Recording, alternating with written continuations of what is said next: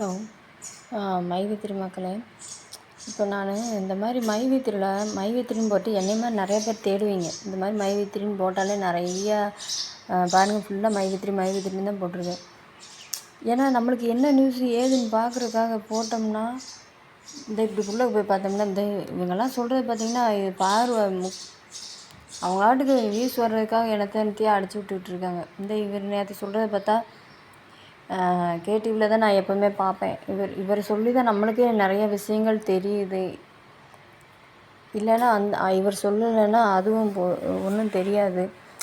இப்போ இந்த மாதிரி போட்டுகிட்டே இருக்காங்க.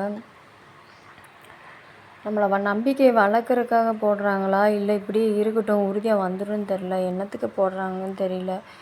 இதிலே நேற்றே என்ன சொல்கிறது, கொஞ்சம் நம்பிக்கை இருந்தது. நம்பிக்கை மட்டும் இருக்குதுன்னு சொல்லலை, அப்படியே உயிரோடையே செத்து போன மாதிரி இருக்குது எனக்கெலாம். என் கடன் நான் கடனோடு தான் இந்த மைவித்திரியில் ஜாயின் பண்ணேன். இப்போ அதிகமாக கடன் இருக்குது. இந்த கடனை நான் இப்போ வெளியில் போய் நானும் என்னோடய ஹஸ்பண்டும் சேர்ந்து வெளியில் போய் ஒர்க் பண்ணாலுமே அடைக்க முடியாத அளவுக்கு. இப்போ நான் 6 மாதம் வீட்டிலே 6 மாதத்துக்கிட்ட ஆயிடுச்சு. எனக்கு பிப்ரவரி மாதத்துக்குரிய சம்பளம் மார்ச் மாதம் போடணும். அப்போ பிப்ரவரி மார்ச்லேருந்து எனக்கு சம்பளம் வரல. February March April May June July August September 8 மாதம் ஆச்சு. 8 மாதத்துக்கு வட்டிக்கு மேலே வட்டி போட்டு எனக்கு அதிகமாகிடுச்சு. இப்போ யார்கிட்டயாவது சொன்னால் என்னை லூஸுலேயே 1ஆம் நம்பர் லூஸுன்னு சொல்லுவாங்க பாருங்கள். இந்த வேர்ல்டுலேயே நான் தான் 1ஆம் நம்பர் லூஸும்பாங்க. அப்படி அந்தளவுக்கு வீட்டில் இருந்துகிட்டே உட்காந்து வந்துடும் ஒரு நம்பிக்கையில் இருந்தாச்சு. என்ன சொல்லுவாங்க, தினக்கூலி வேலையா கூலி வேலையா அந்த மாதிரி போயிருந்தா கூட ஒரு நாளைக்கு 100 ரூபா 50 ரூபான்னு கூட கிடச்சி வந்த பிறகு கூட இந்த எம்டி சார் வெளியே வந்த பிறகு கூட இதை பார்த்துருக்கலாம். ஏன்னா உறுதியாக இப்போ வந்துடுவார், அப்போ வந்துடுவார், 3ஆம் தேதி வந்துடுவார், 60 நாள் ஆயிடுச்சு, கன்ஃபார்மாக வந்துடுவார், பெயில் கண்டிப்பாக கிடச்சிடும். இப்படி நம்பிக்கைக்குரிய வார்த்தைகள்லாம் கிடைக்கும்போது, ஏன்னா அவங்களே ஒன்றும் சொல்லலை. ஏன்னா அந்த தகவல் கொடுக்குறவங்களும் அவங்க தெரிஞ்சது தானே கொடுக்குறாங்க. அப்படி இருக்கும்போது நாம் அப்படி செத்து போன மாதிரி இருக்குது உயிரோட. இப்போ என்னென்னா, இதுக்கு அடுத்து என்ன வந்துடுவாரா, இல்லை வர்றதுக்கு டிலே ஆகுமா, இல்லை மறுபடியும் மேலே ஹைகோர்ட்டில் போட்டுட்டு மறுபடியும் முதலேருந்து இந்த இழுன்னு சவுமுட்டாயாக இழுக்க போகிறாங்களா, இல்லை எதிரில் இருக்கிறவன் வரவே விடாமல் இந்த படத்தில் காமிக்கிற மாதிரியே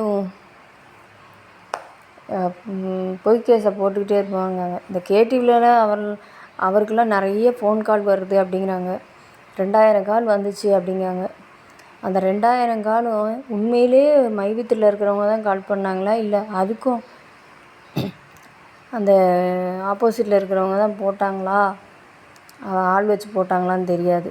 ஏன்னா அவர் தானே தகவல் கொடுத்துட்ருக்காரு. அவரையும்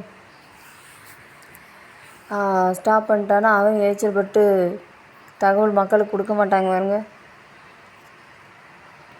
சரி, மைவித்திரியில் ஒரு சேனல் ஒன்று ஆரம்பித்தாங்களே, அந்த சேனல்லையாவது இந்த பாருங்கள், இந்த சேனல்லையாவது இந்த போகி அப்படின்ட்டு யாராவது போடுவாங்கல்ல, யாராவது ஒருத்தர் போடலாம்ல. மக்களுக்கு இத்தனை லட்சம் பேர் மக்கள் இருக்காங்கன்னா, எம்டி சார் நீங்கள் எம்டி சார், எனக்கு உங்கள் மேலே அதுதான் சார் கோவம்.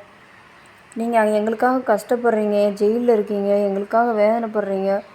ஏன்னா ஒரு தகவலை நீங்கள் அங்கே இருக்கிற இதை உங்கள் வக்கீல் என்ன செய்கிறாங்க, ஏது செய்கிறாங்க, உங்கள் வீட்டு நிலவரம், உங்கள் வீடை, ஏன்னா உங்கள் பர்சனல் விஷயம் கூட வேண்டாம், ஏன்னா அது வெளியில் தகவல் தெரிய வேண்டாம். கம்பெனி சம்மந்தமாக கூட என்ன அடுத்து நாங்கள் என்ன பண்ணணும் அப்படிங்கிறதுக்காக ஒருத்தரை நியமிச்சுட்டு போயிருக்கலாமே. இது யூடியூப் தானே, யூடியூப்பில் போட்டு கண்டவைகள்லாம் போகும்போது நம்மளுக்கு சப்போர்ட்டாக ஒருத்தவங்க போட்டிங்கன்னா நாங்கள் எல்லாம் தெரிஞ்சுக்கிறோம்ல. அளப்புற மாதிரி இந்த இனிமேல் தட்டு எடுத்துகிட்டு பிச்சை எடுக்கிற மாதிரி நாங்கள் எவன்டா போடுவான்ட்டு உட்காந்துக்கிட்டு அப்படியே அல்லாடிக்கிட்டு கிடக்கும், எது உண்மை எது பொய்ன்ட்டு. இப்போ கூட ஒரு வெப்சைடு, ஏன்னா மைவித்திரி அப்டேட்னு ஒரு வெப்சைட் ஒன்று போட்டாங்க. அதுலேயாவது போடுறீங்கன்னு பார்த்தா போட்ட போஸ்ட்டோட பறவையோடு அவ்வளோதான். எது அக்னியாக நாங்கள் பறந்து போகிறோன்னு அர்த்தமா, என்ன இருக்க போகிறோன்னு அர்த்தமா? எவ்வளோ சார் பொறுமையாக இருக்குதுன்னு எனக்கே தெரியல. இன்னும் கூட எத்தனை வருஷம்னாலும் பொறுமையாக இருக்கலாம் நாங்கள்.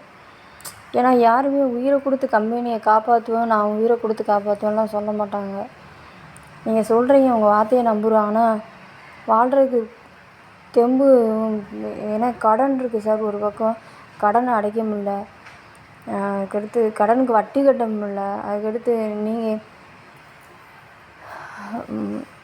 எனக்கெல்லாம் நிறைய பிள்ளைகள் இல்லை, ஒரே ஒரு குழந்தை தான் இருக்குது. அந்த ஒரு குழந்தையவே எங்களால் வளர்க்க முடியாத அளவுக்கு நேற்றுலாம் சூசைட் பண்ணிக்கலாமா அப்படிங்கிற ஒரு இது இருக்குது.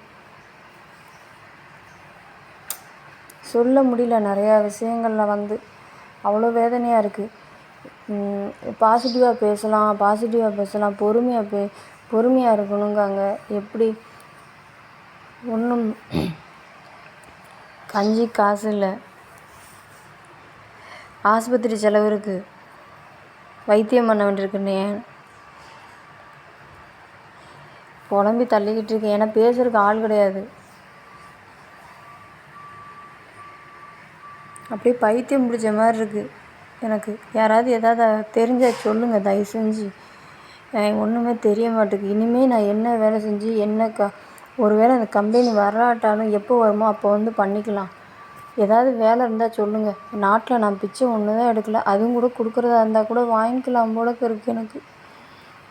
தயவு செஞ்சு ஏதாவது வேலைன்னு அதை கூட சொல்லுங்கள் மக்களே. சரி, வைக்கிறேன். நன்றி, வணக்கம், டாட்டா.